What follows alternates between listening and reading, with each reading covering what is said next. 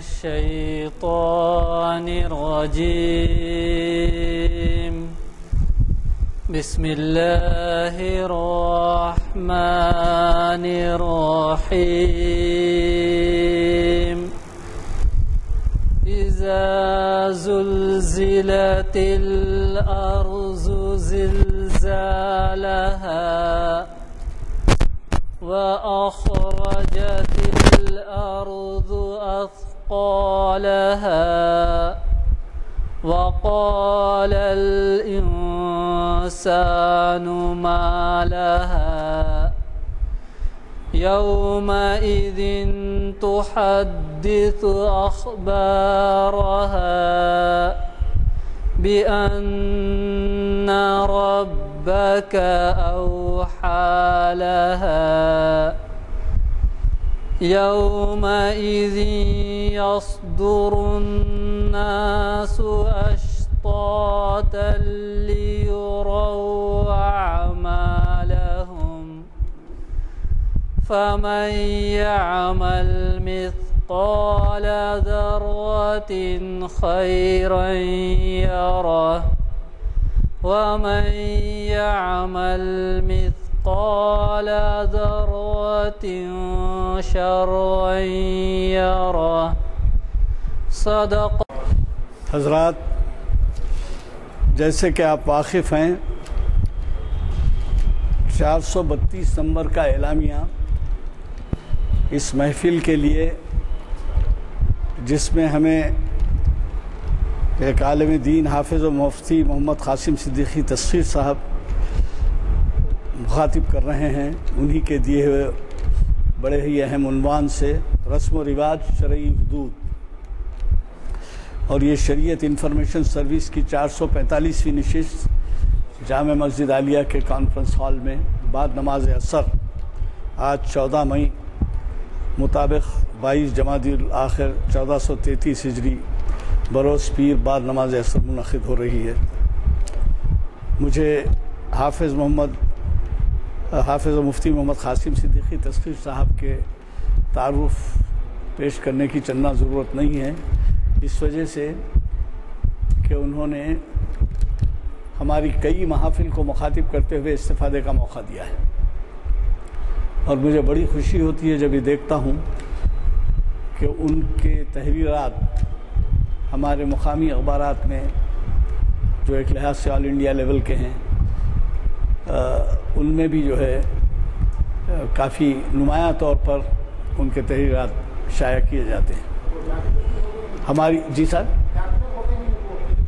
ہاں جی ہاں، ہمیں اس بات کی بھی انہیں مبارکباد دینا ہے، وہ تو خیر میں فون پہ تو دے چکا ہوں، لیکن یہاں پہ صحیح شمس الدین صاحب نے توجہ دلائی کہ اب وہ ان کے القاب میں حافظ و مفتی کے ساتھ ساتھ ڈاکٹر محمد قاسم صدیقی تسخیر بھی شامل ہو گیا ہے۔ ویسے تو ہم اس سے پہلے انہوں نے جب بھی ہمیں مخاطب کیا تو اس وقت سے ہی ہم یہ کہتے آ رہے تھے کہ ان کے خطاب جو ہوتے ہیں وہ ایک تھیسس کی حیثیت رکھتے ہیں۔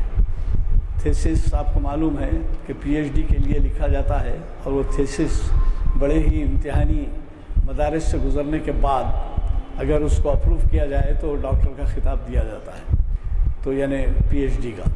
تو وہ جو ہے ویسے خطاب تو فارمل طور پر بعد میں اعلان ہوا، لیکن اس محفل میں ہم نے انہیں وہ خطاب دے ہی دیا تھا جو آپ کو معلوم ہے۔ تو بہرحال بڑی خوشی کی بات ہے کہ صدیقی صاحب ہمیں نہیں بھولتے، اور مہینے 1-2 مہینے میں ایک دفعہ برابر مخاطب کرتے رہتے ہیں۔ یہ اور بات ہے کہ ہمارے باوجود کئی مرتبہ گزارشات کے اس پر یہاں سامعین کتنے زیادہ عمل پیرا ہوتے ہیں یا نہیں ہوتے، اور عمل پیرا نہیں ہوتے تو پھر اس کے لیے بھی وہ شاید کچھ نسخے کیمیا رکھتے ہوں گے اپنے پاس جو ہمارے لیے رہنمائی کا باعث بن سکتا ہے، کیونکہ آج کل دور اتنا ایسا ہو گیا ہے کہ مصروف ترین زندگی ہے، اور ہمیں کئی باتوں کے سننے کا موقع ملتا ہے، لیکن ہم لوگ اتنے زیادہ مصروف ہوتے ہیں کہ ایک کان سے سنتے ہیں اور دوسرے کان سے چھوڑ دیتے ہیں، وہ جو ہے اچھی بات نہیں ہے۔ تو بہرحال آج ہم اس محفل میں انعام الحق صاحب کا بھی، محمد انعام الحق صاحب کا بھی استقبال کرتے ہیں، جن کا حال ہی میں آپ کو پتہ ہے کہ قرآن مجید کی 3 جلدیں انگریزی زبان میں اختصار کے ساتھ شائع ہو چکی ہیں، اور آپ ہی کے محفل کے ایک بہت ہی نامور سامع ڈاکٹر شمشاد حسین نے اس کا انگریزی ترجمہ کیا ہے، اور وہ محفل جنہوں نے اس محفل کو اٹینڈ کیا ہے وہ تاریخی محفل رہی، آپ اس کو بھلا نہیں سکیں گے۔ وہ ہفتے کے دن ہوئی، گزشتہ ہفتے کو آج پیر ہے، اور اس کے لیے دلی سے بڑی اہم شخصیت ظفر محمود صاحب تشریف لائے تھے، اور انہی کے ہاتھوں وہ بکس ریلیز ہوئے، اور انشاءاللہ 4 شنبے کے دن ہم ان سے گزارش کریں گے کہ وہ یہاں پر وہ جلدیں لائیں، اور اس جلدوں کو یہ بھی گزارش رہے گی کہ ہمارے پاس جو طریقہ ہے کہ ایسے اس کے ہدیہ ایسا رکھا جاتا ہے جو رعایتی ہوتا ہے، اس وقت جو ہے وہ 4 شنبے کے دن یہاں پر پیش ہوگا۔ ضرور آپ اپنے لیے لیجئے، بیرونی مہمانوں کے لیے لیجئے، نہ صرف یہ بلکہ آپ کے یہاں لائبریریز ہوں گے، مدرسوں میں آپ کا دخل ہوگا پیرنٹس کے حیثیت سے، وہ ایسی کتابیں ہیں۔ خالی میں ایک جملہ ان کا کہہ دیتا ہوں، ہمارے صدارت ان کی تھی ہمارے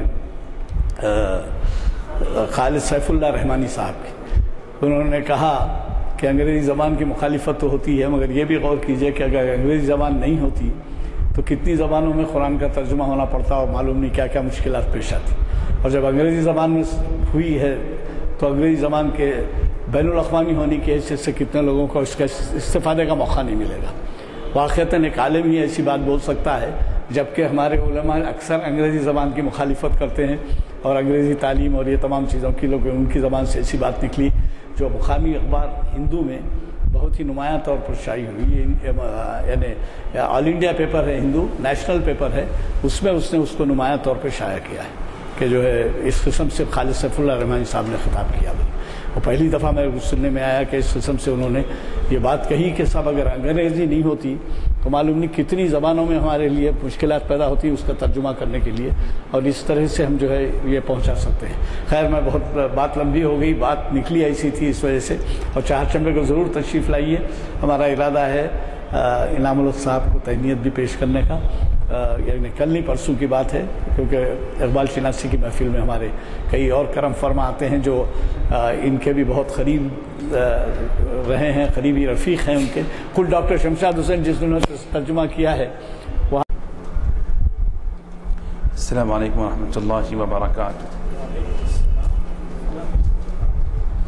الحمد للہ رب العالمین، والصلاة والسلام على اشرف الانبیاء والمرسلین، سید الاولین والآخرین، سید الوجود محمد المصطفى وآلہ الطیبین الطاہرین وصحابته الأكرمين الأفضلين ومن والاهم وتبعهم من العلماء والصالحين إلى يوم الدين أجمعين، أما بعد، فأعوذ بالله من الشيطان الرجيم، بسم الله الرحمن الرحيم، إن الله وملائكته يصلون على النبي يا أيها الذين آمنوا صلوا عليه وسلموا تسليما، اللهم صل على سيدنا محمد وعلى آله وصحبه أفضل صلواتك وعدد معلوماتك وبارك وسلم۔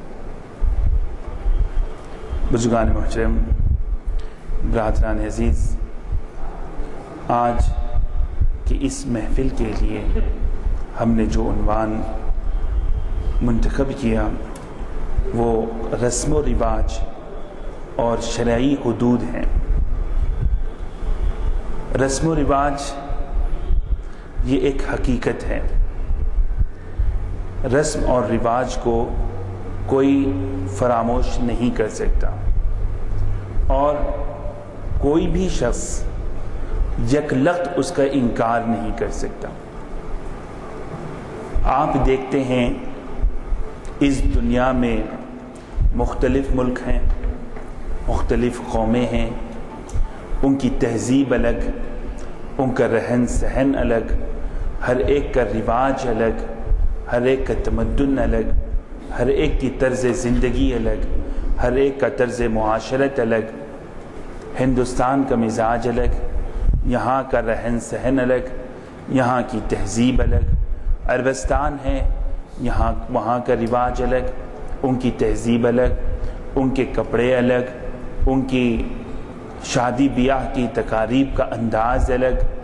انگلستان ہے، وہاں کی تہذیب الگ، وہاں کا لباس الگ، وہاں کی زبان الگ، وہاں کی فکر الگ، وہاں کی طرز زندگی الگ۔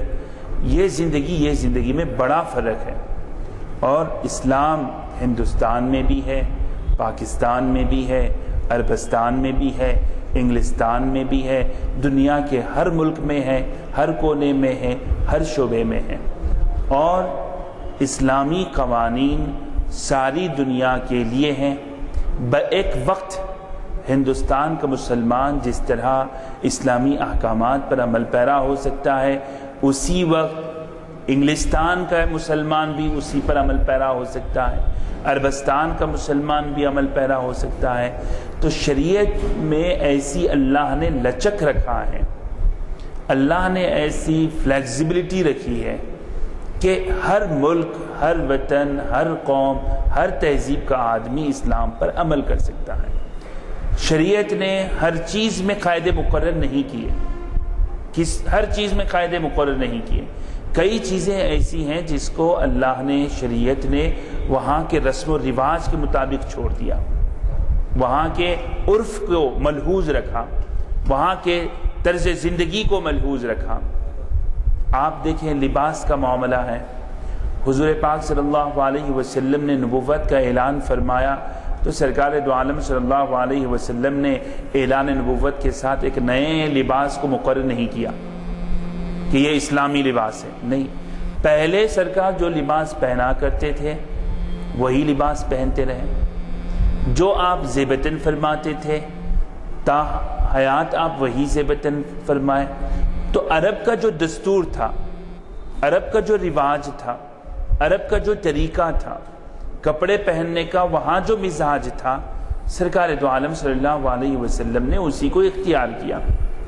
اب اگر ساری دنیا کے لوگوں سے کہا جائے کہ سرکار دو عالم صلی اللہ علیہ وسلم نے جبہ پہنا تھا، ساری دنیا کے لوگ وہی پہنے، وہی سنت ہے، تو ایسا نہیں کہا جا سکتا، کیونکہ سرکار دو عالم صلی اللہ علیہ وسلم نے جو لباس اختیار فرمایا وہ اپنے ملک کا لباس تھا، وہاں کی جو تہذیب تھی، وہاں کا جو طریقہ تھا، اس لحاظ سے آپ نے اس لباس کو اختیار فرمایا۔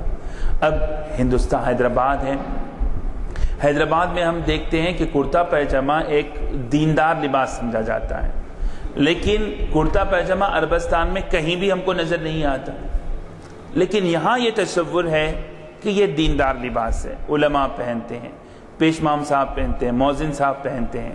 اگر حیدرآباد میں اگر کسی مسجد میں مؤذن صاحب پینٹ بشرٹ پہن کے اگر اذان دے دیں، پینٹ بشرٹ پہن کر اگر امامت کر لیں، تو آپ دیکھیں کیا حال ہوگا۔ اور آپ انگلستان چلے جائیں، وہاں پہ لوگ آئیں گے، پینٹ بشرٹ پہ بھی نماز پڑھیں گے، 4 جنے ملیں گے، ایک مسجد میں آئیں گے، پڑھیں گے، چلے جائیں گے۔ وہاں کی تہذیب الگ ہے، وہاں کا رواج الگ ہے، وہاں کی فکر الگ۔ تو شریعت مطہرہ نے تہذیب کو، معاشرت کو، رسم کو، رواج کو، عرف کو ملحوظ رکھا، اور اگر یہ عرف کو ملحوظ نہ رکھا جائے، جو معروف ہے، جو لوگ نسل در نسل خود بخود کرتے آتے ہیں، جو رواج ہے، جو طریقہ ہے، جو مروج ہے، جو چیز خود بخود چلی آتی ہے، تو اس کو ملحوظ شریعت نے رکھا ہے۔ لیکن آپ دیکھیں کہ بعض چیزیں غلط ہوتی ہیں جو ہمارے پاس رائج ہو جاتی ہیں، اور بعض چیزیں ایسی ہوتی ہیں جس کو قابل برداشت ہوتی ہیں۔ تو شرعی نقطہ نظر سے یہ رسم و رواج کی اہمیت کیا ہے، اس بارے میں ہم کیا کہیں گے؟ عزیزان محترم، میں آپ کو مختصر تفصیل سے بتاؤں گا دھیرے دھیرے۔ حیدرآباد ہے، شادی ہوتی ہے تو یہاں منجے کرتے ہیں، ہر گھر میں ہوتا ہے. مہندی ہوتی ہے, سانچک ہوتی ہے, یہ ہر گھر کا رواج ہے یہاں کا. اب آپ کہیں کہ اس کو یہ ہندوؤں سے آیا ہے, یہ مارواڑی سے آیا ہے, یا فلاں سے آیا ہے, کچھ بھی ہوگا, کچھ بھی ہوگا, لیکن مسلمان گھرانے میں یہ پایا جاتا ہے. اس کا شرعی اس کے لیے کچھ حد مقرر ہے یا نہیں ہے؟ اسی طرح اگر کسی کا انتقال ہو جائے تو اس گھر میں آگ سے پکی ہوئی چیز نہیں لے جاتی, دہی لے جاتے ہیں, روٹی لے جاتے ہیں, ایسی چیزیں لے جاتے ہیں. یہاں کا دستور ہے, رواج ہے, اس گھر میں جو ہے لے جاتے ہیں. اب آپ بولیں گے کہ یہ شریعت میں کہاں ہے, یہ جائز ہے یا ناجائز ہے؟ بچہ پیدا ہو, شادی ہوئی, شادی ہوتے جمعگیاں ہمارے پاس کرتے ہیں, یہاں کا رواج ہے, طریقہ ہے. شریعت میں اس کی کیا اہمیت ہے, اس رسم کی, یہ کس حد تک درست ہے؟ بچہ ماں بیوی حاملہ ہوئی, 7واں مہینہ ہوا, ستواسا کرتے ہیں, اس کو بھیجا دیتے ہیں گھر میں. یہاں کا دستور ہے حیدرآباد کا. اور پہلی زچگی لڑکی والے کرتے ہیں, لڑکے والے نہیں کرتے. ہر گھر کا ہے, یہ مروج ہے, عام سی بات ہے, اس کو انکار نہیں کر سکتے آپ. آپ یہ نہیں کر, یکلخت آپ یہ نہیں کہہ سکتے کہ یہ غلط ہے. آپ کو شرعی دائرے میں اس کو دیکھنا چاہیے کہ یہاں کا رواج ہے. بچہ پیدا ہوتا ہے, اس کو چھلا ہوتا, اس کی چھٹی کی جاتی ہے, چھلا ہوتا ہے, نام رکھا ہے. بہرحال ایک قریبی جو ہے یہ معاملات ہوتے ہیں, رسم ہوتا ہے, پرومس کا رسم ہوتا ہے. انتقال ہوتا ہے, زیارت کرتے, چہلم کرتے, 10واں کرتے, 20واں کرتے, برسی کرتے. اگر زیارت نہیں کرے, بچے باہر جا کر آ گئے, نہیں شریعت میں اس کی اجازت نہیں ہے, اس قسم کی بات اگر ہو جائے تو کہتے ہیں کہ کیسی اولاد ہے یہ. آپ دیکھیں عموماً ہمارے پاس جو عورتیں ہیں, بوڑھی عورتیں ہوتی ہیں, وہ وصیت کرتے ہیں اپنے پیسوں میں سے مرنے سے پہلے کہ یہ کفن دفن زیارت چہلم کے واسطے وصیت کر کے انتقال کرتی ہیں عورتیں. عموماً بوڑھی عورتیں ہمارے پاس کی بہت سی ہیں جو ہمارے پاس فتویٰ لینے آتی ہیں. وہ ایک رقم, ایک مختص رقم کفن دفن ایصال ثواب فاتحہ چہلم کے واسطے مقرر کر دیتے ہیں. اب آپ کیا کہیں گے اس کو؟ اب آپ کہیں گے کہ زیارت بالکل حرام, ناجائز, اس کی کوئی اصل نہیں, اس کا کوئی ثبوت نہیں. اب انہوں جو وصیت کرے بالکل بیکار, ضائع, لغو, ابس. تو یہ ساری چیزوں کو ہمیں چاہیے کہ ہم شریعت کے دائرے میں دیکھیں, اور ہر چیز کو ہم شرک, بدعت, فلاں فلاں کہنے کے بجائے اس کی کوئی حد ہو سکتی ہے یا نہیں ہو سکتی ہے. شادی بیاہ میں سانچک یا مہندی میں لڑکی والے آتے ہیں, لڑکی کی انگلی سالی پکڑتی ہے, یہاں کا رواج ہے, ہوتا ہے, یہاں پہ ہوتا ہے. یہ شرعی لحاظ سے کس دائرے میں آتا ہے؟ ہنسی مذاق ہوتا ہے, دل لگی ہوتی ہے, اور اگر آپ روک دیں تو پھر دیکھیں کہ ان کو شادی کا مزہ نہیں آتا. آپ کہہ دیں, گھر کی عورتیں مانتی نہیں, ایسے وقت میں آپ کیا کہیں گے ان ساری چیزوں کو؟ یہ بالکل ناجائز کہہ دیں گے. بالکل ناجائز اگر آپ کہہ دیں تو پورے لوگ گناہگار ہیں اس میں. اس کے لیے شریعت نے کچھ حدیں مقرر کی ہیں, ان حدوں کو ملحوظ رکھنا ضروری ہے. اور ان حدوں کو ملحوظ نہیں رکھا جائے, مطلق العنان چھوڑ دیا جائے تو خرابیاں آتی ہیں. تو میں مختصر چند باتیں بتاؤں. اسی طرح آج ہمارے جو اختلافی مسائل ہیں, ممکن ہو کہ میری بات سے کوئی اختلاف کرے, کوئی دوسرے عالم بھی اختلاف کرے. ہمارے پاس عصر میں عموماً حیدرآباد کی مساجد میں فاتحہ پڑھنے کا رواج ہے, فجر میں فاتحہ پڑھنے کا رواج ہے, جمعہ کے بعد سلام پڑھنے کا رواج ہے. یہ ایک رواج ہے. آج میں سمجھتا ہوں کہ یہ اس کا درجہ صرف ایک رواج کا ہے. میں سمجھتا ہوں رواج کا ہے, یہ کوئی شریعت سے ثابت نہیں ہے, شریعت کا حکم نہیں ہے. شریعت کا حکم کہیں پہ بھی نہیں ملتا کہ عصر کے بعد فاتحہ پڑھو, فجر کے بعد فاتحہ پڑھو, جمعہ کے بعد سب مل کے سلام پڑھو. لیکن یہاں کا رواج ہے. اگر آپ شرک بدعت بولیں گے پھر تنازع ہوگا, فتنہ ہوگا, اختلاف ہوگا, لڑائی جھگڑے ہوں گے, انتشار پیدا ہوگا. تو یہ ساری جتنی چیزیں ہیں, آدمی اگر اطمینان کے ساتھ, خوش دلی کے ساتھ, بجائے نفرت عداوت کے اس کو شریعت کے دائرے میں اس کو برداشت کیا جا سکتا ہے، نظر انداز کیا جا سکتا ہے، غور کرنا چاہیے، اور ایک ہی چیز کو لے کر اس میں اصرار نہیں کرنا چاہیے۔ خرید و فروخت کا معاملہ ہے، خرید و فروخت میں آپ دیکھیں کہ حضور پاک صلی اللہ علیہ وسلم نے تجارت کی ہے، اعلان نبوت ہوتے تجارت کے اصول مقرر نہیں کرے سرکار۔ عرب کا جو طریقہ تھا تجارت کا، اسی تجارت کے مطابق سرکار نے تجارت کی ہے، ایک الگ سے پھر جو تجارت ہوگی الگ ایسی نہیں بتایا۔ اسی طرح عرف عام میں اپنے پاس تاجرین کے نزدیک جو طریقہ مروج ہوتا ہے اس کا اعتبار ہوگا، تاجرین کے پاس جو طریقہ مقرر ہے آپس میں بازار میں لین دین کا جو طریقہ مقرر ہے اس کا اعتبار ہوگا۔ اب کوئی آدمی جو عرف عام میں ہے اس کو ملحوظ نہ کر کے کہہ دے کہ شریعت میں ہے یا نہیں ہے، ایسی بات اگر کہہ دے تو بڑی مشکل ہوتی ہے۔ آج کل حیدرآباد میں کئی مسائل ہیں، آپ کو میری بات سے کچھ وہ ہوگا، لڑکی کی شادی کر کے لائے تو ماں باپ کی خدمت کرنا نہیں کرنا۔ حیدرآباد کا کون سا گھر ایسا ہے جہاں کا یہ مزاج نہیں، مشترکہ خاندانی نظام ہمارے یہاں کا طریقہ ہے، اور جب بہو آتی ہے تو سارے لوگ بولتے چلو اطمینان ہو گیا، آپ کو سکون ہو گیا، بہو آ گئی، کام کاج میں سہولت ہو گئی ہوں گی، پریشان ہے، بیمار ہے، چلو جلدی بچے کی شادی کر دو، بہو آئے گی کرے گی۔ اب آپ پوچھیں گے شریعت میں ساس کی خدمت کرنا کہاں ہے، سسرے کی خدمت کرنا کہاں ہے؟ یہاں کا جو عرف ہے، یہاں کا مزاج، آپ اس کو بیان کرو یا نہ کرو لیکن یہ موجود ہے ذہن میں۔ اب بلکہ آ کے بولے یہ قرآن میں کہاں ہے، یہ حدیث میں کہاں ہے، کیوں کروں، یہ کیا ہے، یہ کیا ہے، مسائل پیدا ہوں گے۔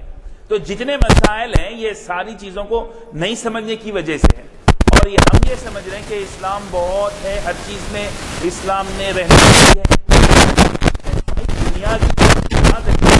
اسلام کی رہنمائی بنیادی ہے، ہر سطح پہ اسلام نے نہیں چھوڑا، عقل بھی دی ہے آپ کو، اللہ نے فہم سے بھی کام کرنے کا وہ دیا ہے، اور اس کے ساتھ عرف بھی ہے، رواج بھی ہے، طور بھی ہے، طریقہ بھی ہے، طرز بھی ہے، ایک آپ کے گھر کا ایک معمول ہے، دوسرے کے گھر کا ایک معمول ہے۔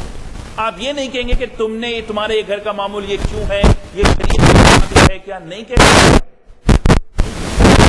یہ جو نہیں سمجھنے کی وجہ سے ہمارے پاس عموماً یہ مسائل پیدا ہوتے ہیں۔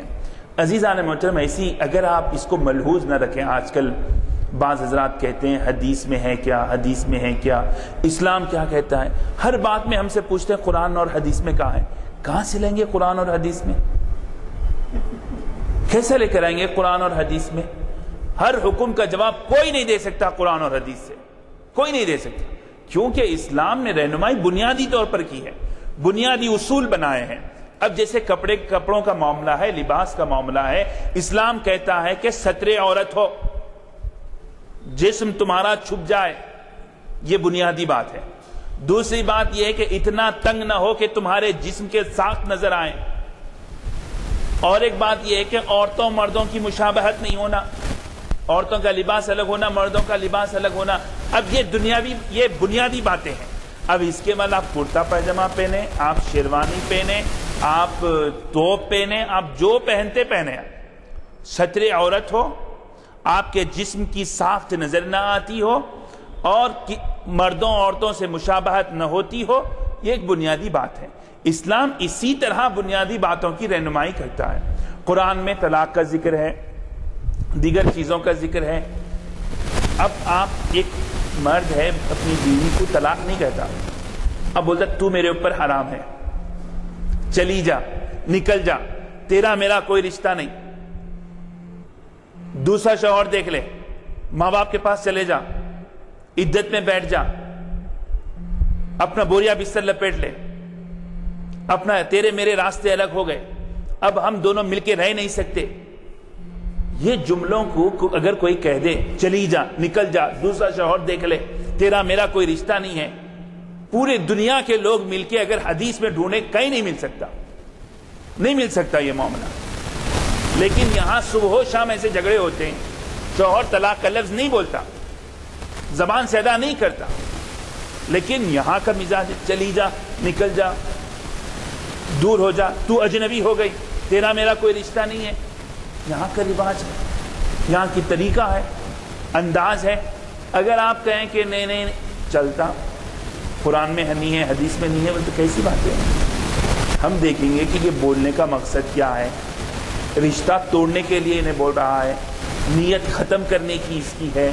اگر نیت ختم کرنے کی ہے تو طلاق پڑے گی، طلاق پڑے گی. اگر آپ اس کو ملوث نہ رکھیں تو کیسا ہوگا؟ تو زبان و بیان کا فرق ہوتا ہے، رسم و رواج کا فرق ہوتا ہے. اب اگر کوئی شخص کہہ دے میں تمہارے گھر میں قدم نہیں رکھوں گا، قسم، مجھے قسم ہے میں سسرال میں قدم نہیں رکھوں گا، کہہ دیا. کار میں بیٹھ کے اندر گیا، گیٹ میں ویسی باہر آ گیا، قدم نہیں رکھا، قسم ٹوٹے گی یا نہیں ٹوٹے گی؟ قدم ہی نہیں رکھا.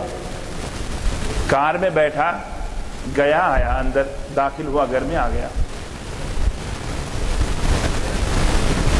آپ بول رہے گھر میں گیا، قدم نہیں رکھوں گا بولا، قدم رکھا کیا؟ گھوڑے پہ بیٹھ کے گیا اندر.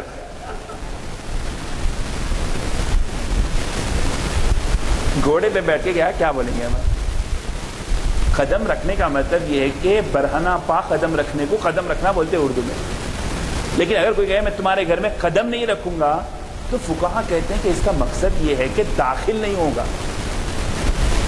اس کا مقصد یہ کہ داخل نہیں ہوگا.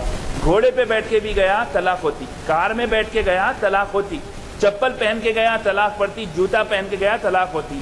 حتیٰ کہ ایک پاؤں باہر رکھا، ایک پاؤں اندر ڈالا، طلاق نہیں ہوتی کیونکہ داخل نہیں ہوا. اگرچہ قدم رکھا، تمہارے گھر میں قدم نہیں رکھوں گا بولا، ایک پاؤں باہر سے ڈالا اندر، داخل نہیں ہوا، طلاق نہیں پڑتی. اس لیے کہ جو ہمارے اردو کا جو مزاج ہے، محاورہ ہے، جو استعمال ہے، اس میں مراد داخل نہیں ہونے کا ہے. تمہارے گھر کا پانی نہیں پیوں گا بولا، جا کے کھانا کھایا،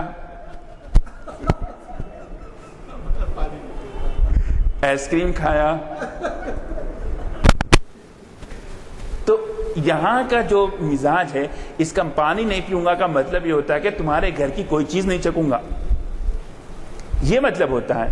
تو یہ چیزوں کو اگر ہم ملحوظ نہ رکھیں، اب آپ بتائیے پورے جتنے لوگ بار بار حدیث حدیث حدیث، بخاری مسلم، اس مسئلے کا حل بتا دیجئے مجھے، کوئی نہیں بتا سکتا. تو اس کو شریعت اتنی تنگ نہیں ہے. ہمارے پاس زبان و بیان کو بھی دیکھا جاتا ہے، اس کے استعمالات کو دیکھا جاتا ہے، اس کے محاورات کو دیکھا جاتا ہے، طرز زندگی کو دیکھا جاتا ہے.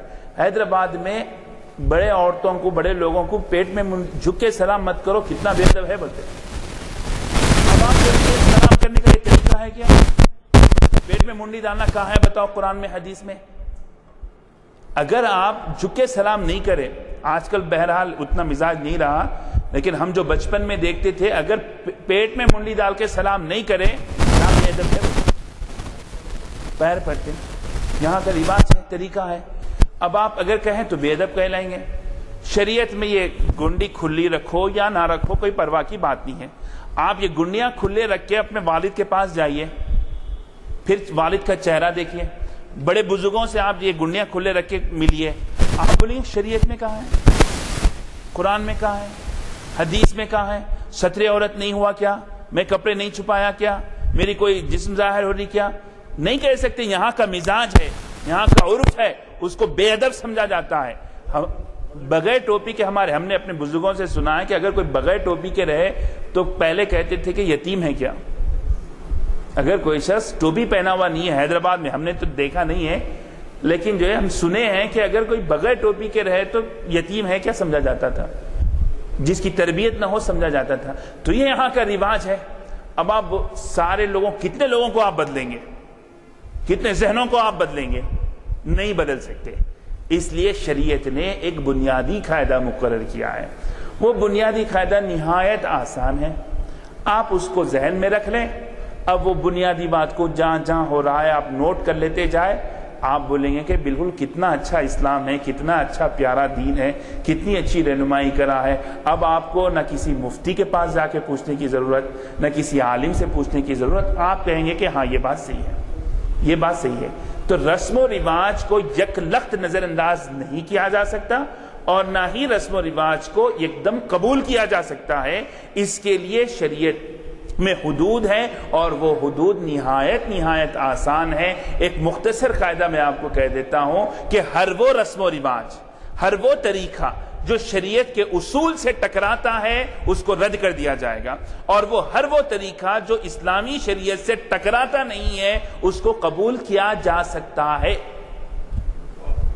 اس کو قبول کیا جا سکتا ہے. قبول کرنا لازم نہیں ہے آپ کے اوپر، اس کو قبول کیا جا سکتا ہے. لیکن بنیادی بات یہ ہے کہ اسلامی اصول سے ٹکراتا ہے تو اس کو رد کر دیا جائے گا. حیدرآباد میں پورے عام طور پہ جتنے گھر ہیں رہن پہ لے رہے ہیں، استعمال کر رہے ہیں، کرایہ وصول کر رہے ہیں. یہ عرف ہو گیا، طریقہ ہو گیا یہاں کا.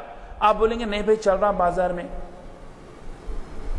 شریعت کے اصول سے ٹکرا رہا ہے، یہ سود ہے، رواج ہو گیا ہوگا یہاں کا، بن گیا رواج عام. آپ بولو نہ بولو لوگ عمل کر رہے ہیں اس پر. آپ نہیں کہہ سکتے کہ بات چل رہی ہے اس کو نظر انداز کر دو، نہیں کہہ سکتے. ایک سالی بے پردہ ہو کر اپنے بہنوئی کے سامنے آئے، اس کا ہاتھ تھامے، شریعت اس کو کبھی قبول نہیں کر سکتی.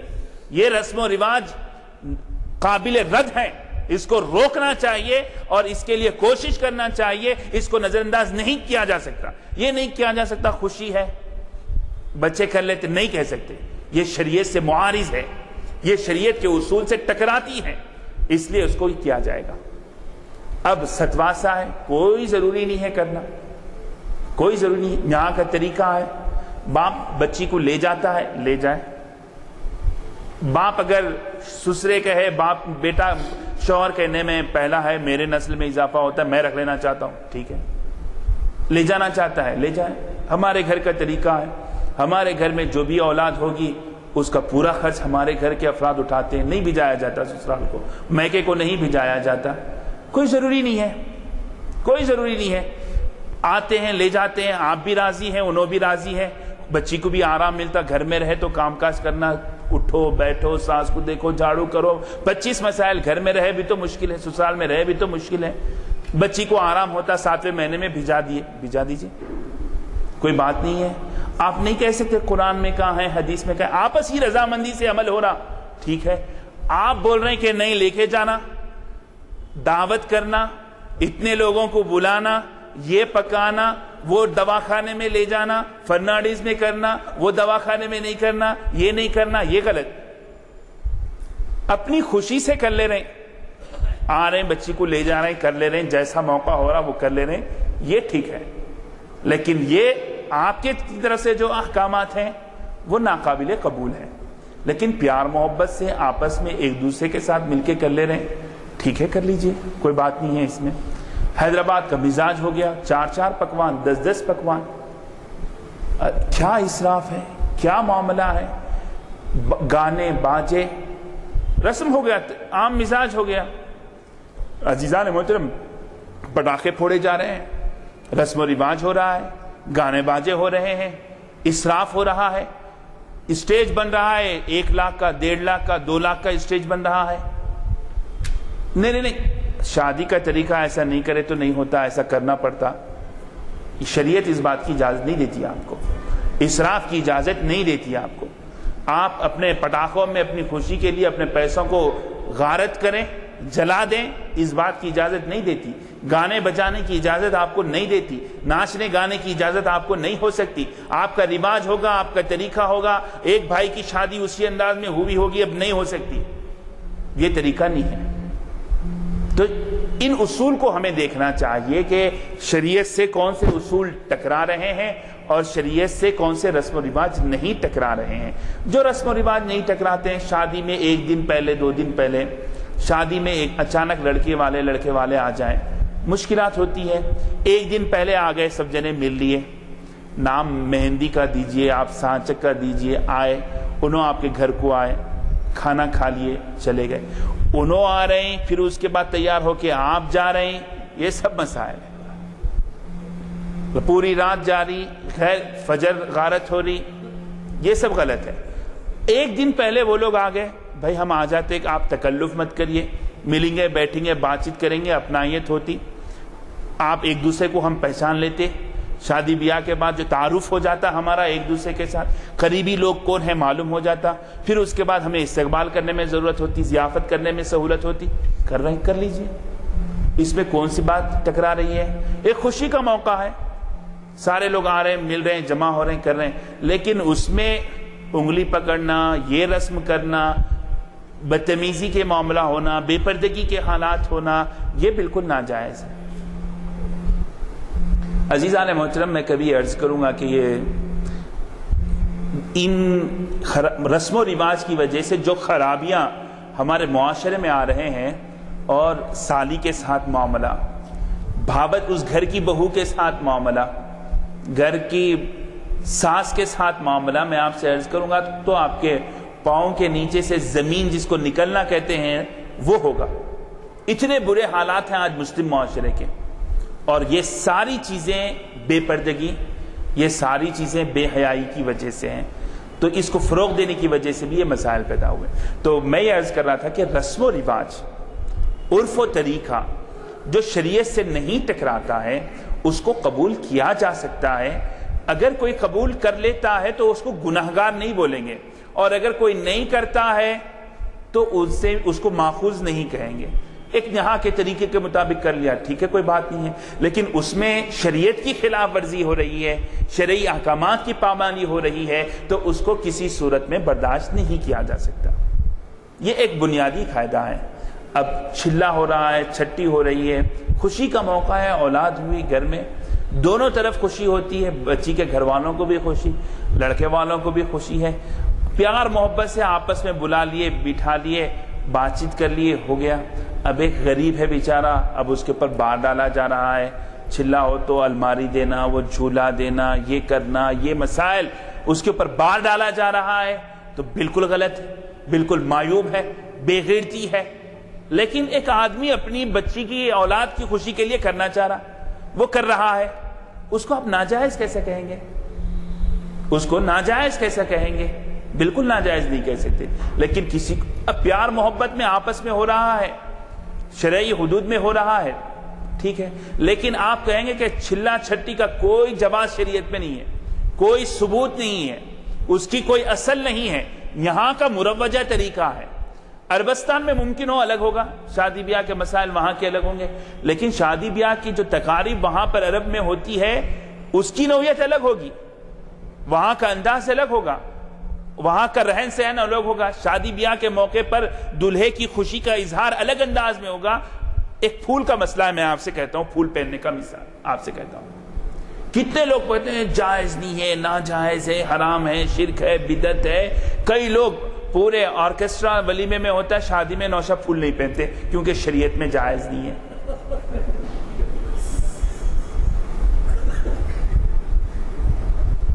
عزیزان محترم, پھول ایک خوشی کی علامت ہے ہندوستان میں, مسلم غیر مسلم کوئی بھی ہو. یہاں کا طریقہ ہے کہ خوشی کے موقع پر پھول کا پیشکش کرتے, ہندو ہو, مسلم ہو, سکھ ہو, عیسائی ہو, خوشی کے موقع پہ ہمارے پاس پھول کا ہار پہناتے, ان کے پاس پھول کا وہ تحفہ دیتے. ایک طریقہ ہے یہاں کا. اب اگر اس میں کوئی خوشی کے طور پر اپنے خوشی کے اظہار کے لیے اگر پھول پہناتا ہے, اس میں شریعت جواز عدم جواز کہاں سے آ گیا؟ اس کو شرعی مسئلہ کیوں بنایا گیا؟ اب آپ کے قرآن میں کہا ہے, حدیث میں کہا ہے, ارے بھئی یہاں کا طریقہ ہے, لیکن یہاں کے طریقے میں آپ جو ہے پودینے کا ہار بنا رہے ہیں, آپ اس کے لیے مرفا لے کر آ رہے ہیں, یہ اسراف ہے. نوٹوں کا ہار بنا رہے ہیں, یہ غلط ہے. صحرا آپ چہرہ آدمی چھپا نہیں سکتا, نوشہ جو ہے وہ ظاہر ہونا چاہیے کہ کون ہے, معلوم ہونا چاہیے. آپ چھپا کے آ رہے ہیں, نوشہ بیٹھا ہے, نوشہ کا بھائی بیٹھا ہے, پتہ ہی نہیں ہے. جی جی.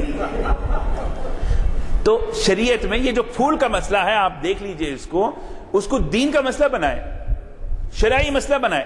بالکل شرعی مسئلہ نہیں ہے, یہ یہاں کا رواج ہے, یہاں کا طریقہ ہے. آپ پہنے, اچھی بات ہے. اب پتہ ہی نہیں ہے اسٹیج پہ جانے کے بعد آدمی کس کو مبارکباد پیش کرے, کس سے گلے ملے. آدمی سوچ رہا ہے کہ دلہا کون ہے. سادگی کا مطلب یہ تھوڑی ہے. ایک 20-25 روپے کا ہار اگر آپ پہن لیں تو اس میں ایسی کون سی خلاف ورزی ہو گئی شریعت کی؟ خبر پہ پھول چڑھانے کا معاملہ ہے، یہاں کا طریقہ ہے، یہاں کا رواج ہے۔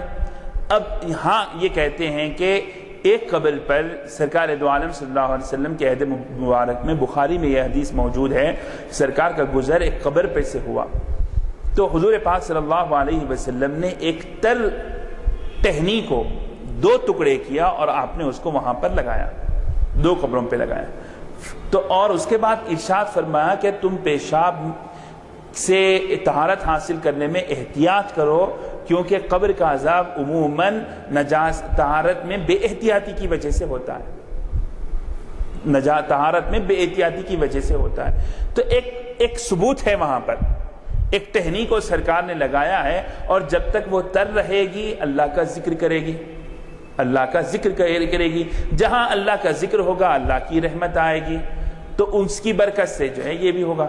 اب آپ دیکھیے، یہ ایک سرکار نے ٹہنی لگائی، آپ پھول پیش کرتے ہیں، کریے ایک اب اس کے لیے چادر بن رہی ہے، پھول کی ایک دکان بن رہی ہے، یہ شریعت میں اتنا کہاں ہے؟ اگر آپ اس کے ارادے سے کچھ پھول لے کر آ جائیں، آپ رکھ دیں، اس کو ناجائز نہیں کہا جا سکتا، لیکن اس کے لیے اتنے پھول، اسی کو ہم رسم سمجھ لیے، اسی کو ہم دین سمجھ لیے، تو اس کی اجازت نہیں ہوگی۔ اسی طرح قبر کے اوپر چادر چڑھانے کا معاملہ ہے، تعظیم کی خاطر فقہاء نے لکھا ہے کہ ایک مزار، صاحب مزار اگر اللہ والے ہیں، علم والے ہیں، ان کی عظمت کی خاطر جو ہے اگر کوئی چڑھا دے تو اس میں کوئی گناہ نہیں ہے، شریعت میں حکم نہیں ہے، چڑھاؤ کا کہیں بھی حکم نہیں ہے، ایک ان کی تعظیم کی خاطر اگر کوئی رکھ دے تو کوئی بات نہیں ہے۔ اب اس کو عقیدت کا اظہار سمجھ کر ایک ہی وقت میں 10-10 15-15 جو ہے چادریں چڑھائی جا رہی ہیں، اس کو جو ہے ایک دین کا معاملہ، دین سے تعلق ہی نہیں ہے، شریعت سے تعلق ہی نہیں ہے، ایک صاحب مزار کی عظمت کے لیے ایک چیز ہے کہ ایک بہت بڑے عالم تھے وہ، بس اس کے لیے اگر کوئی رکھ دے کوئی بات نہیں ہے، شریعت میں ایسی کوئی کفر نہیں ہو رہا، شرک نہیں ہو رہا، کوئی بدعت اس کے اندر نہیں ہے، ایک رکھ لے کوئی بات نہیں ہے، اس کو دین کا مسئلہ بنا لیا گیا ہے، شریعت کا مسئلہ بنا دیا گیا، اس کو اتنی اہمیت دے دی گئی کہ بس بیان سے باہر۔ تو عزیزان محترم،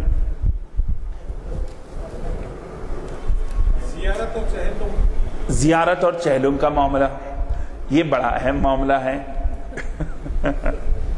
تو دیکھیے، شریعت میں ایصال ثواب بالاتفاق جائز ہے، سنی ہو، جامع نظامیہ کا ہو، دیوبند کا ہو، ندوہ کے ہو، یہ تمام مکاتب فکر ہوں، ایصال ثواب بالاتفاق جائز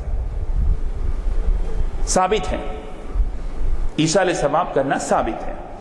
قرآن پڑھ کے ثواب پہنچا رہے ہیں، غریبوں کو کھانا کھلا کے ثواب پہنچا رہے ہیں، بالاتفاق جائز ہے۔ زیارت میں ہوتا یہ ہے کہ قرآن خوانی ہوتی ہے، صاحب مزار کی قبر کو جاتے ہیں، دعائے مغفرت ہوتی ہے، آتے ہیں، کھانا کھلاتے ہیں، اس میں کوئی رکاوٹ نہیں ہے شریعت میں۔ لیکن دوسرے دن کرنا، تیسرے دن کرنا، زیارت کو متعین کرنا، یہ ضروری نہیں ہے۔ ایصال ثواب کے لیے کوئی وقت مقرر نہیں ہے، کوئی دن مقرر نہیں ہے، کوئی ہیئت متعین نہیں ہے۔ آپ قرآن پڑھ لیے، چلتے چلتے پڑھ لیے، ایصال ثواب کر لیجئے، ہو گیا۔ وہ دعوت کر کے، خاص اہتمام کر کے ایسا بلانا شریعت میں نہیں ہے۔ آپ بلا رہے ہیں، کر رہے ہیں، تو یہ کوئی شریعت سے ٹکراری نہیں بات، لیکن اس کو آپ فرض سمجھ رہے ہیں، واجب سمجھ رہے ہیں، اس کو شریعت کا مسئلہ سمجھ رہے ہیں، تو یہ غلط ہے۔ لیکن اگر ایصال ثواب اگر آدمی کر رہا ہے تو جائز ہے۔ اب میں آپ کو کیا بتاؤں کہ لوگ کہتے ہیں، فون کرتے ہیں کہ مول صاحب وہ چہلم کر رہے ہیں، چہلم میں 2 چاند نظر نہیں آنا بول رہے ہیں عورتیں، 2 چاند ایک ہی مہینے میں کر لینا، 2 چاند نہیں آنا، اور پیر کو اگر زیارت ہوئی تو پھر پیر کو چہلم نہیں ہو سکتا، یعنی اتنے باتیں، توہمات اس میں آتے ہیں کہ بس اس کو دین کا مسئلہ کر کے لوگ سفر کر کے ہمارے پاس یہ مسئلہ پوچھنے آتے ہیں، صرف مشیرآباد، سکندرآباد، وارث گڑھا، والا نگر، وہاں کے ہیں، اتنی دور سے نظامیہ کو آتے ہیں، کس لیے؟ یہ مسئلہ پوچھنے کے لیے کہ 2 چاند ایسا آ رہے ہیں تو کر سکتے نہیں. لوگ بولتے مثلا وہ 1 دن پہلے کر کے کرنا کہتے, 2 دن پہلے کر کے کرنا کہتے, یہ طریقہ ہے. اب بتائیے کہ اس کو کیا تعلق ہے شریعت سے؟ ایصال ثواب جائز, بنیادی بات. آپ اس کے لیے کر رہے ہیں, زیارت کر رہے ہیں, آپ اس کو فرض نہیں ہے, واجب نہیں ہے, سنت نہیں ہے, آپ کر لیے جائز ہے. نہیں کرے کوئی بات نہیں ہے, نہیں کرے کوئی بات نہیں ہے. اب زیارت 7واں 10واں 20واں چہلم, میں ایسا سمجھتا ہوں میرے نظریے میں کہ مرحوم کو وقفے سے ایصال ثواب کرنے کے لیے یہ طریقہ یہاں پہ ہوا. مرحوم کو وقفے سے ایصال ثواب کیا جائے, لیکن آج اس کا درجہ سنی وہابی کا مسئلہ بن گیا. یہ مسئلہ سنی وہابی کا مسئلہ بن گیا. ورنہ میں سمجھتا ہوں کہ دیگر مکاتب فکر بھی ایصال ثواب کے منکر نہیں ہے, لیکن یہ جو مخصوص طریقہ زیارت کا نام دیا گیا, 10ویں کا نام دیا گیا, یہ ایک مسئلہ بن گیا اس کے لیے. لیکن نفس ایصال ثواب یہ بالکل درست ہے. تو تاجرین کا بھی جو معاملہ ہے, لین دین کا معاملہ ہے, تو وہاں پہ عرف و رواج کا اعتبار ہوگا, اور لیکن اگر وہ شریعت سے ٹکراتے ہیں تو قابل رد ہوں گے. تو یہ چند باتیں رسم و رواج سے متعلق میں نے عرض کی ہے. اللہ سے میں سمجھتا امید کرتا ہوں کہ میری اس گفتگو سے تھوڑی سی وسعت پیدا ہوئی ہوگی, اور جو غیر شرعی مسائل ہیں جس کی بنیاد صرف رسم و رواج ہے, اس کو دین اور شریعت کا معاملہ دے کر تنازع بنانا اور ایک مذہبیت کا رخ دینا, یہ بالکل اچھی بات نہیں ہے. صلی اللہ تعالیٰ علی خیر خلقہ سیدنا محمد وعلی آلہ وصحبہ وبارک وسلم اجمعین والحمدللہ رب العالمین. سوالات و جوابات. وداعی نہیں ہوئی, لڑکا لڑکی تنہائی میں ملے بھی نہیں, اس سے قبل ہی شوہر کا انتقال ہو گیا, تو اب بیوی پہ عدت رہے گی یا نہیں رہے گی؟ اور عدت 4 مہینے 10 دن ہے عدت وفات. تو ابھی آپ نے سوال کیا تو میں نے 2 باتیں اس میں ذکر کی ہیں کہ عدت کا جو لزوم شریعت میں ہے, عدت کیوں کرنا چاہیے؟ تو عدت کا لزوم 2 وجہ سے ہے. ایک استبراء رحم کے لیے, کہ استبراء رحم پہلی بات یہ کہ اس کا کوئی اثر, شوہر کا کوئی اثر بیوی کے پاس موجود تو نہیں ہے, اس کی صفائی کے لیے یہ عدت کا لزوم ہے. اور دوسرے عدت کا لزوم سوگ کی وجہ سے ہے. میاں بیوی تعلق رہا, زندگی میں رہے, پھر ایک دم اتنا رشتہ, دائمی رشتہ تھا, شوہر چھوڑ کے چلے گیا, انتقال ہو گیا, بطور سوگ کے عدت 4 مہینے 10 دن ہے. موت کی جو عدت ہے وہ استبراء رحم کے لیے نہیں ہے. استبراء رحم کے لیے اگر ہوتی تو پھر 3 ماہواری ہوتی جیسے طلاق کی عدت ہوتی. 4 مہینے 10 دن ہے تو یہ سوگ کے لیے ہے. تو اگر رخصتی سے قبل طلاق ہو جائے, رخصتی سے قبل طلاق ہو جائے تو استبراء رحم کا معاملہ نہیں ہے وہاں پر, صفائی کا معاملہ ہی نہیں ہے وہاں پر. اگر انتقال ہو جائے تو سوگ ہے. 4 مہینے 10 دن بیوی کو عدت گزارنا پڑے گا. جی وداعی سے پہلے. السلام علیکم حضرات. میں نے پہلے ہی کہا تھا کہ ہمارے مقررین جب عنوان تجویز کرتے ہیں تو حالات زمانہ کو سامنے رکھتے ہیں, اور آپ کو خود اندازہ ہوا ہوگا کہ کیسے کیسے مسائل کے بارے میں آج ہمیں استفادے کا موقع ملا. بات چلی تھی فاتحہ کی اور چہلم اور زیارت اور فلاں فلاں, تو ہمارے ہاں کہاوتیں تک بن گئی, مر گئے مردود فاتحہ نہ درود. اب ملاحظہ فرمائیے, بیچارہ اللہ کو کتنا پیارا ہے وہ اللہ ہی جانتا ہے, اور آپ فرما رہے ہیں فاتحہ درود نہیں ہوئی تو وہ مردود ہو گیا. انتہا ہے. ابھی آپ نے یہ بھی فرمایا کہ خبر کے اوپر جو تعظیم ہوتی ہے, تو مجھے اپنے 2 تجربے یاد آئے. لندن میں ایک قبرستان ہے, وہ قبرستان اس طریقے کا ہے کہ ایک علاقے میں مسلم, ایک ہی قبرستان میں, دوسرے میں کرسچن, تیسرے میں فلاں, چوتھے میں فلاں, اس قسم کے ہیں, اور وہاں پر جلانے کی اجازت نہیں ہے. تو سکھوں کو بھی دفن کیا جاتا ہے, پارسی جو گدھوں کو کھلاتے وہ بھی اجازت نہیں ہے, ان کو بھی دفن کیا جاتا ہے. تو وہاں پہ عرب ممالک کے بڑے بڑے جو گزرے ہیں ان کے بھی مزاریں ہیں. مولانا قاسم صدیقی یہاں کے تھے, ان کی بھی مزار تھی. میں گیا تھا در شہوار کی مزار پہ فاتحہ دینے. تو ایک جانب عبداللہ یوسف علی صاحب مترجم انگریزی قرآن نامور ان کی تھی، اور دوسری طرف سر محمد پکتال کی تھی خبر. ایک مسلمان کی خبر پہ میں نے دیکھا کہ ہوائی جہاز رکھا ہوا ہے خبر کے اوپر. اب اندازہ لگائیے کہ کس قدر اختلافات ہیں. تاشقند میں میں نے دیکھا ہے کہ تاشقند میں خبروں کے اوپر کتبے جو ہے فارسی میں زیادہ ہیں. ان کی زبان تو ازبک ہے، ازبکستان، لیکن وہ جو ہے فارسی میں زیادہ ہے، رباعیات یا کچھ. تو ایک خبر پہ جو ہے خاتون کی تصویر ہے، کندھا کی ہوئی، پینٹ کی ہوئی. تو یہ کیفیت ہے. تعظیم کے معنی کیا کیا لیتے ہیں. تو بہرحال آج کچھ ہمارے فاضل مخرج صاحب نے ہمیں جو توجہ دلائی ہے، تو آپ اس کے بارے میں یہ کر سکتے ہیں جب کوئی آپ سے کوئی مشورہ چاہے یا کہیں کسی کو دیکھے تو آپ کو تو معلوم ہے کہ برائی کو روکنے کے احکام ہیں، دل میں برا سمجھنے کے احکام ہیں، کیا کچھ نہیں ہے. لہذا انجان مت ہوئیے، بلکہ یہ کیجئے کہ اپنے سے جو کچھ ہو سکتا ہے. جیسے ہمارے بعض علماء نے فائن آرٹس اکیڈمی کا ڈانس ہو رہا ہے، ادھر دلہمیاں کا اسٹیج ہے اور ادھر جو ہے خواتین بھی جو ہے اس میں ڈانس وانس کرتے. تو آپ خود اٹھ کے چلے جانا کافی نہیں ہے، بلکہ آپ ان لوگوں کو بھی توجہ دلا سکتے ہیں جو اس کا اہتمام کرتے ہیں کہ یہ غیر اسلامی رسم آپ جو ہے اسلامی اس کے ساتھ، جیسے ہے ولیمے کی دعوت.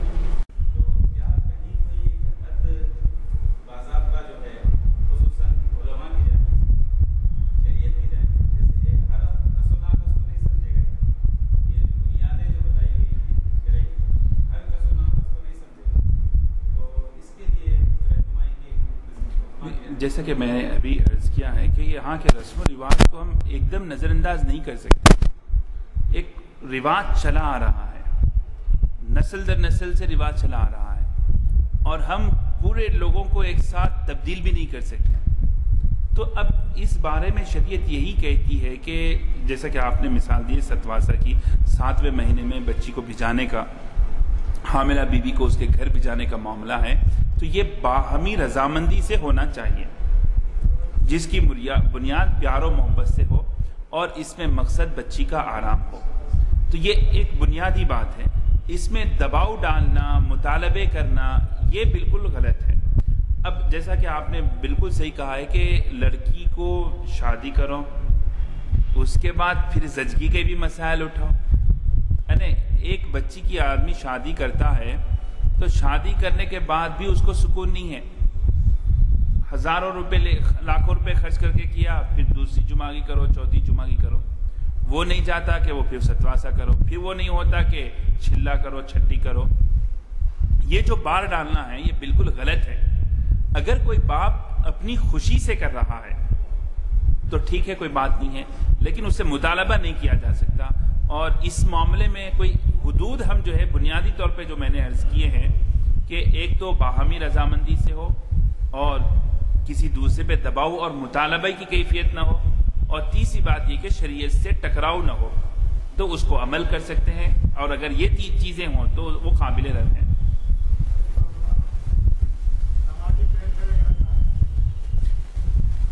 بہت قبول فرمائے اور ہماری زندگی میں برکتیں عطا فرما. مسلمانوں کے مسائل کو حل فرما، ان کے تعلیمی اور ان کے معاشی استحکام مسلمانوں کو فرما، اسلام کو سربلند فرما.